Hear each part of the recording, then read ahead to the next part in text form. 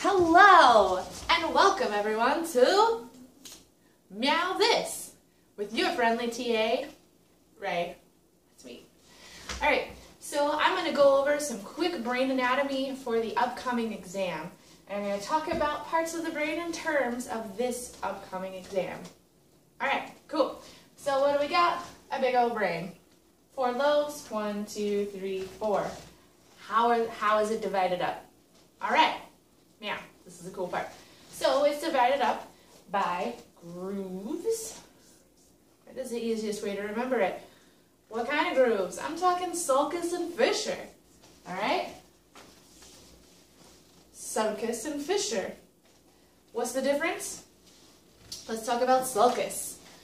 So, sulcus is sunken. Like, nobody understands my art. Right? Now, fissure is something deeper, like looking into a rock fissure. Like, hello, hello, fissure. All right, where are our sulci and fissures? Whoa. We're cut all up, right? Here we go. Sulcus, central sulcus, right? Because it's central. Sulcus. Okay? Fissures. Meow, this is right around this lobe. I bet you remember it. We're going to talk about it. So, lateral fissure. Going across like latitude. Boom. It's also called a Sylvian fissure. I have no way to help you remember Sylvian fissure, except that it's also lateral. Lateral, Sylvian. Cool. Now, transverse fissure comes along the bottom, separating the cerebrum from, what's this? Cerebellum.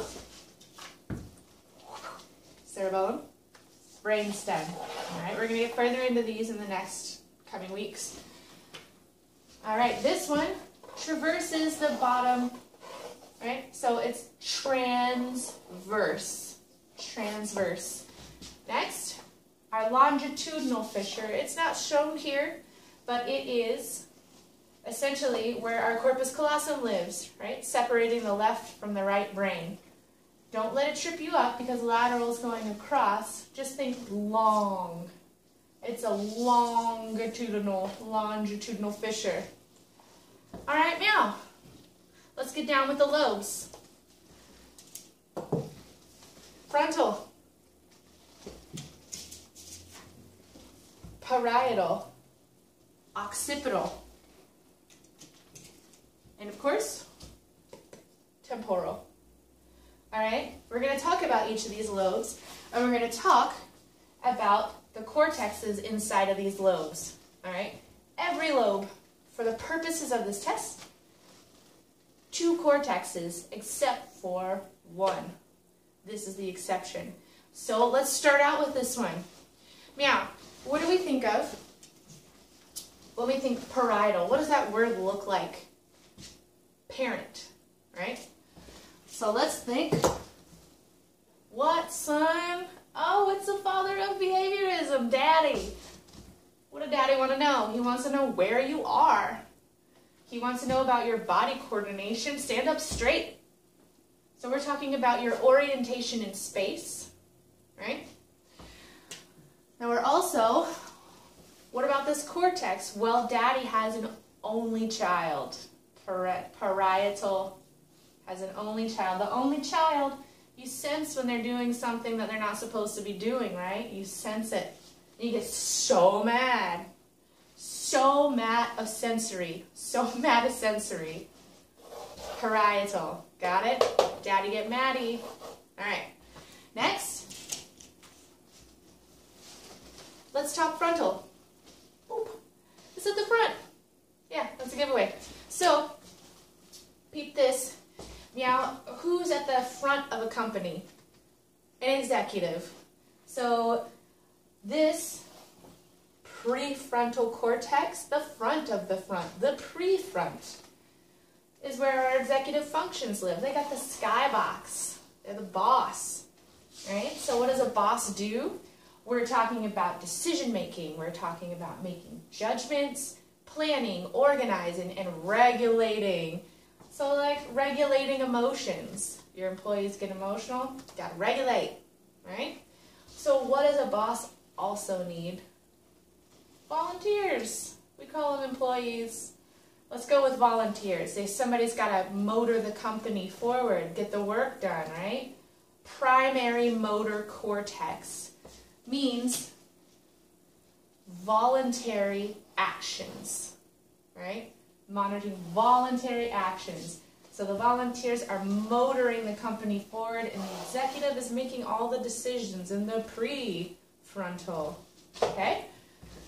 All right, next, we're looking at occipital. Now, what does occipital sound like? Sounds like ocular, like binocular. So we're talking about visuals.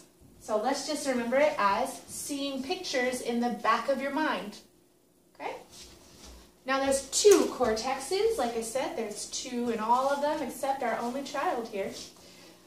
Now we're looking at our primary visual cortex and our visual association cortex. So our primary visual is picking up light and shapes. So primary, real basic, checking this out. It needs something to interpret it. So that's where our visual association cortex is, right? Primary. Visual interprets it as an ice cream cone. Huzzah! That wasn't creepy. All right. Meow, moving along to our more complex of the lobes.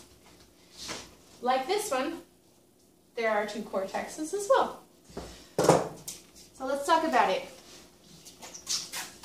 Temporal. How do we know where it is? How are we going to remember?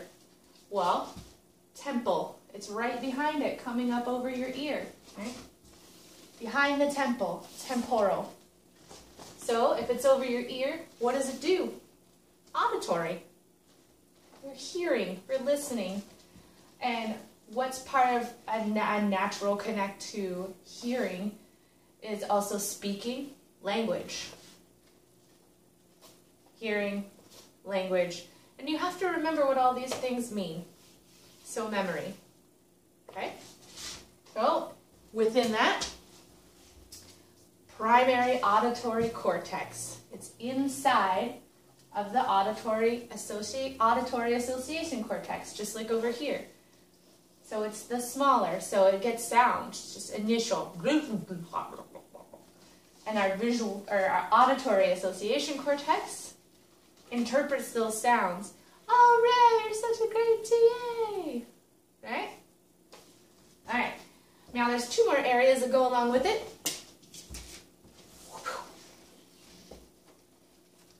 Broca.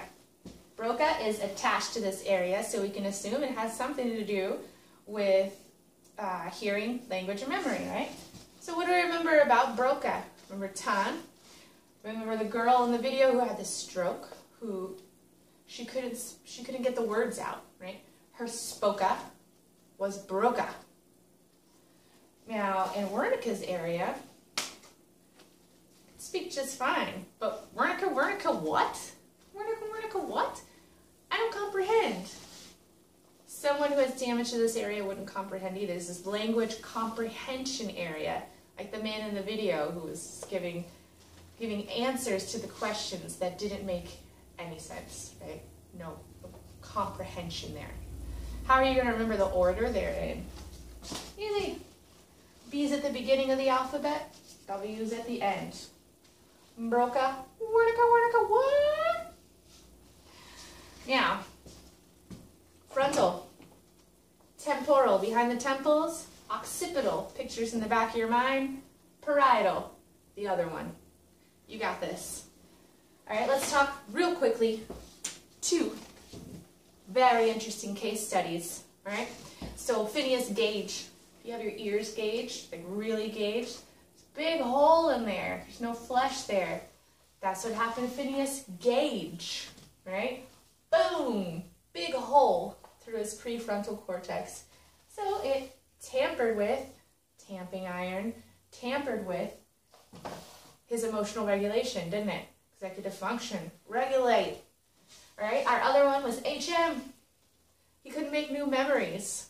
So we're looking at here, actually we'd open it up and we'd look inside. Remember that flap she talked about? Looking at the flap. Inside of there is hippocampus, right? And how are we going to remember he couldn't make new memories? We're going to remember memento, H-M, hippocampus, memento. Where's the hippocampus? Well, where does a hippo live?